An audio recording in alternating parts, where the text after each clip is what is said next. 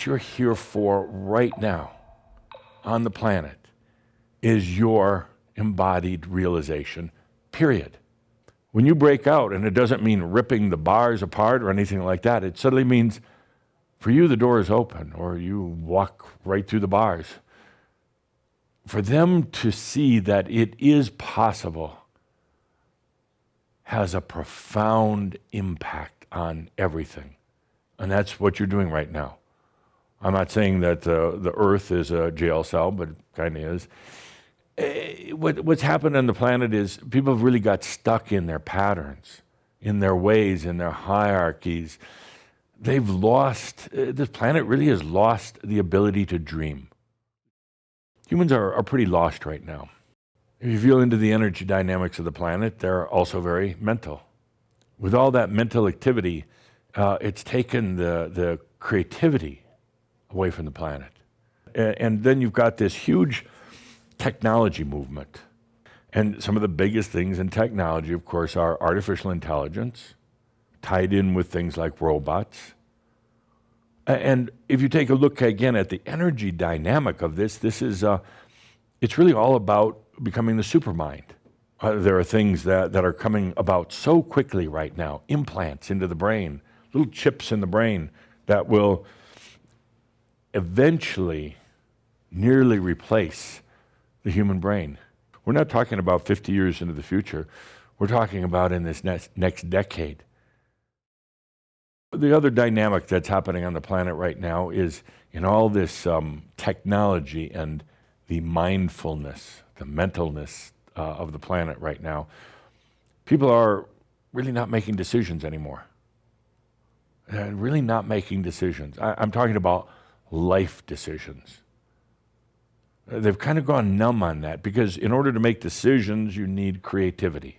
You've got this smartphone and you programmed it, or somebody else has programmed it to make your decisions. You get up in the morning, you look at it, it's already been programmed, it's programmed itself. It's smart enough to do that, to tell you what time to get up.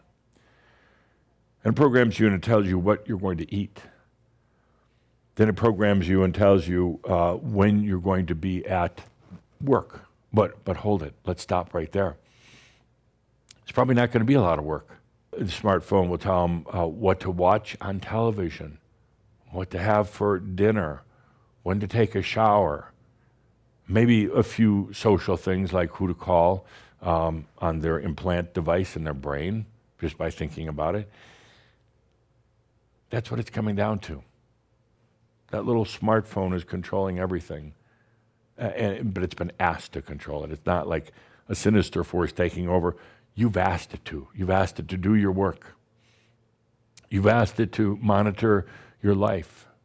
You've asked it to take care of your finances. You've asked it to think for you. And when I say you, I'm talking to humanity in general. My take on it, nothing will be terribly bad, but nothing will be terribly good. Kind of boring, kind of colorless, kind of lifeless, and very vulnerable to being basically taken over by, computer intelligence. You're here on the planet right now, at this time of machines, coming to your embodied realization, so you can shine a potential for those humans who are choosing something different, to go to this place called New Earth. It's not somewhere way out there. It's not in a distant part of the galaxy. It's right here. And there are several ways to get there. One is through death, or you can do it the way I did it, through embodied realization, through the dragon doorway. Not an easy doorway, but you could do it that way too. Die or dragon, it's up to you. That's the reason you're here on this planet, at the time of the dragon, at the time of technology, to show the dream. How is magic defined, and how will magic be outlawed? Magic can be defined in a lot of different ways, but it's the ability to command energy, to allow energy to work for you. How will it be outlawed? I knew that would get everybody's interest.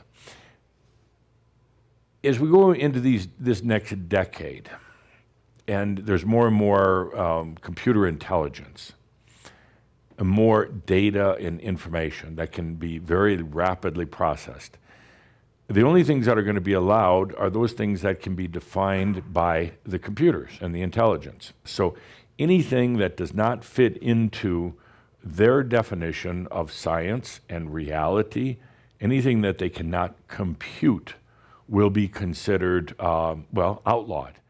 Will Shaumbra be able to easily traverse dimensions? That's exactly what we're doing in the work ahead with us, is that ability to traverse, to be one or the other, or both simultaneously. And some will call that magic, and of course that's going to be outlawed, but the ability to be either one, or to be completely off the radar in your own sovereign domain where no computer, no earthly being, and actually no angelic being can even find you because you've chosen to go into your own. But absolutely, that's probably the most important thing of what lies ahead. This year, 2020, is monumental for Shaumbra, for us, for the planet, kind of, but mostly for Shaumbra. This is your passion. This is why you chose to come here. There's not a lot of you, and it doesn't take a lot. But this is why you chose to be here.